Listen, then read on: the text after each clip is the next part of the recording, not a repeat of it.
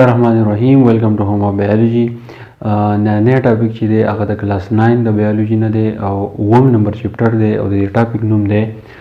انټیک اف کاربن ډای اکساید اینڈ واټر بای پلانټس. د واټر لپاره چې دی ما H2 لیکل دی. د دې ټاپک مطلب دا دی چې زموږ سره څونه پلانټس دي، په دې پلانټس کې کاربن ډای اکساید چې دی دا د دوی د جسم ته څنګه انټر کیږي او د هغې نه علاوه کم واټر چې دی هغه په کوم ذریعه باندې او د کوم سورس نه چې دی راځي او د بوټي چې دی په کوم ذریعه باندې انټر کیږي. د ټاپک مطلب دا دی په شارټکټ کې چې کاربن ډای اکساید او واټر د بوټي د جسم ته چې دی څنګه ننوځي. نو راځم د ټاپک لچې کاربن ډای اکساید از پریزنت ان ایر. اول په سر دا خبره یاد ساتئ چې په اټماسفیر کې چې دی هوا موجوده ده او هغه هوا چې دی هغه یو میکسچر دی. باقي د ټول نه زیات ګیس چې دی نایټروجن دی، بیا پکې چې دی اکسیجن دی، د هغې نه علاوه چې دی نوبل ګیس دي. نه دغه شان په دې هوا کې یو ګیس موجود دی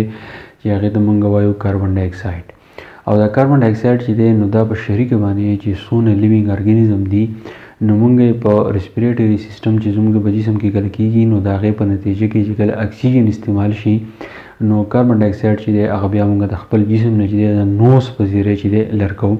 نو څونه لیوینګ ارګانیزم چې دي دوی کاربن ډای اکساید راوالي او د اټماسفیر لی ورږي. خو چې کله کنسنټریشن د کاربن ډای اکساید چې واشي انویسیل کیږي اسینشیل کمپوننٹ of carbon dioxide and carbon dioxide enter to plants by stomata. اوله خبره دا ده چې په هوا کې زموږ سره د ټول نه زیات ګیس چې دی نه هغه زموږ سره چې دی نایټروجن دی، خو موږ خبره چې دی هغه موږ صرف کوو د کاربن ډای اکساید چې کاربن ډای اکساید چې دی دا یو ضروري کمپوننټ دی د پلانټ لپاره. د پلانټ لپاره چې دی کاربن ډای اکساید ځکه ضروري دی ځکه چې زموږ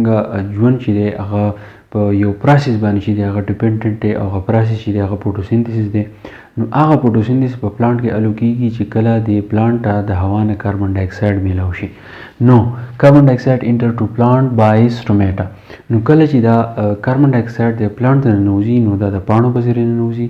د پاڼو په ذریعه داسې ننوځي چې په دې پاڼو باندې له پاسه چې دی واړه واړه سوري هغه چې دی مایکروسکوپي هغه موږ نه وینو. نو هغې وړو وړو سورو ته موږ وایو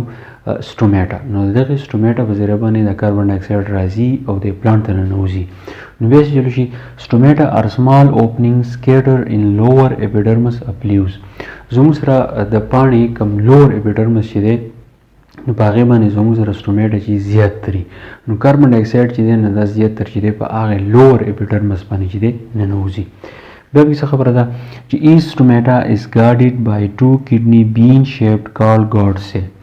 اوس یو خبر دا ده چې سټومیټا چې دی موږ نه وینو. سټومیټا چې دی د واړه واړه سوري دي په پاڼه باندې چې کاربن ډای اکساید ننوځي او اکسیجن چې دی هغه راوباسي. اوس فرض که یو پاڼه ده او په دې باندې له پاسه سټومیټا دی.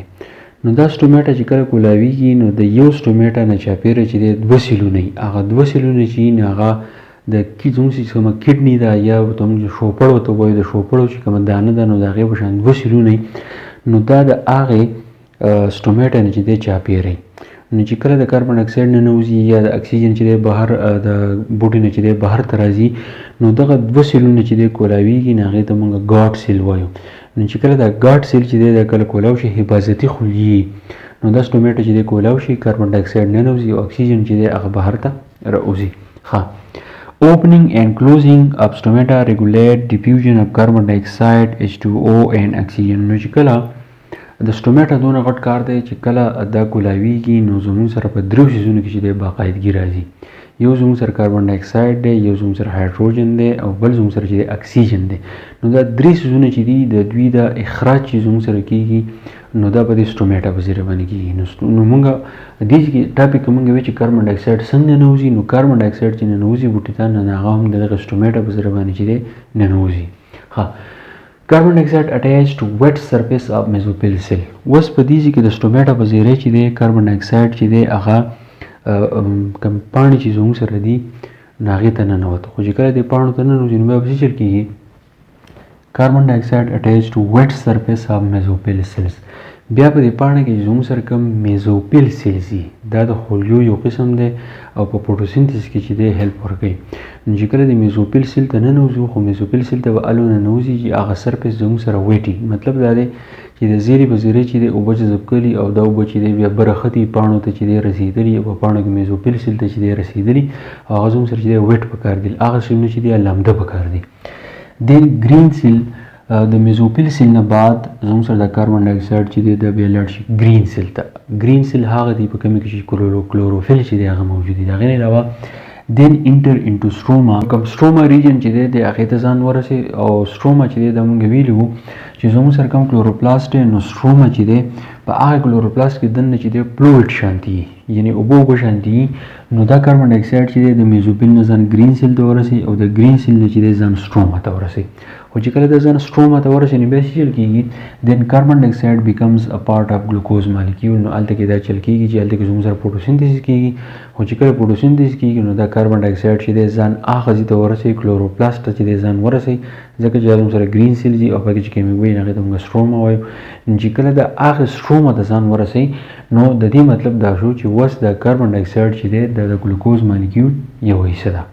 نو په دې طریقه باندې د کاربن ډای اکساید چې دی د دې بوټي ته ځان رسوي او بیا چې د پاڼو ته چې دی ځان په کومه طریقه باندې رسوي د هغې نه علاوه که زموږ سره موږ واټر ته وګورو واټر د اوبو د قصه چې دی دا اسانه ده واټر چې دی زیرو ته لاړ شي د زیرو نه بعد تنو ته لاړ شي او د تنې نه بعد چې دی بیا پاڼو ته لاړ شي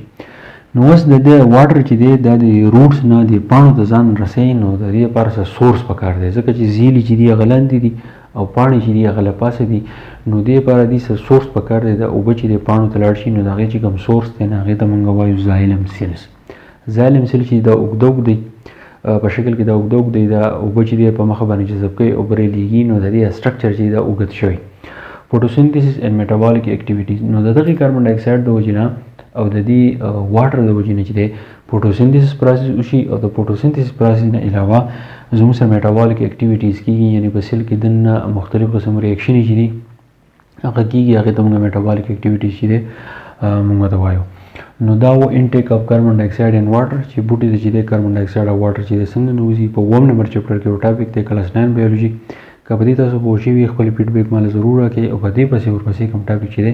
هغه به انشاءالله زه په بله ویډیو کې چې دی اپلوډ کړم تھینک یو ډېره مننه